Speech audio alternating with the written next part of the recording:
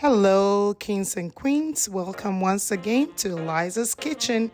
Today I bring to you my Ghanaian plantain pancake or tatale. Do you have overripe plantains that you do not know what to do with them? Well, today you found a way to use them. Make this Ghanaian plantain pancakes. They are delicious and so flavorful. The ingredients for this plantain pancake are overripe plantains, onions, chilies, calabash, nutmeg, cloves, peppercorn, palm oil, salt, and some flour. Come with me, let's make this deliciousness. To begin making this plantain pancakes, we're gonna first peel our overripe plantains.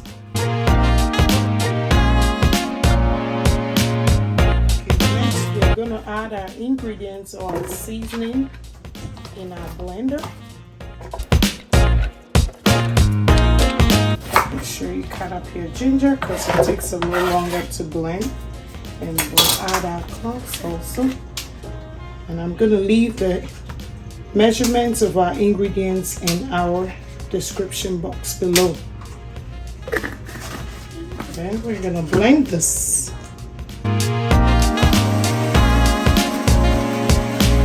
To blend in your seasoning, you have to cut up your plantains into smaller pieces. Now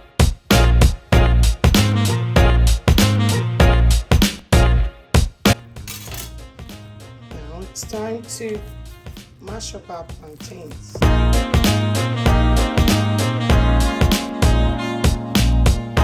Now that your plantain is mashed to perfection, and as you can see, it's a little bit lumpy, which is perfect. You can add your blended ingredients and add your salt.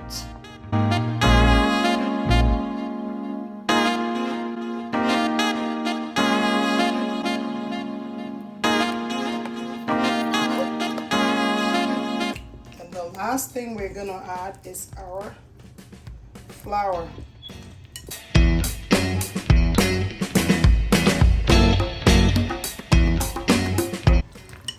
There you have it. It's time to fry your plantain pancakes. This is the consistency you want to get. Once you're done mixing and everything is well combined. Now you're going to put your skillet on medium heat and you're going to add your palm oil to your skillet. Now that your palm oil is melted, we're going to scoop our plantain mixture and we're going to add this to our pan.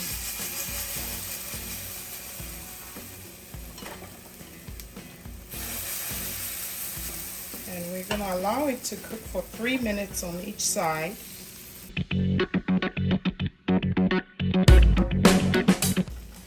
Hi guys, so our Ghanaian plantain pancakes are ready. It's been cooking for another 3 minutes on the other side, and it's time to take it out, aka tatale. Hey baby, tatale.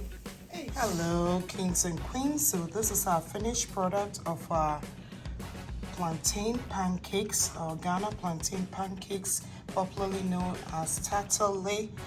Once this is ready, you can serve it with some black-eyed peas like I've done here, or you can use some chickpeas or bambara beans and enjoy it to the fullest. Guys, if you're inspired to try my recipe, please send some photos or post some pics. Also, what next would you like me to cook? Please comment in the comment section below. Please subscribe, like, share. And if you're new here, welcome to Elizar's Kitchen, where we cook and have fun. We love you.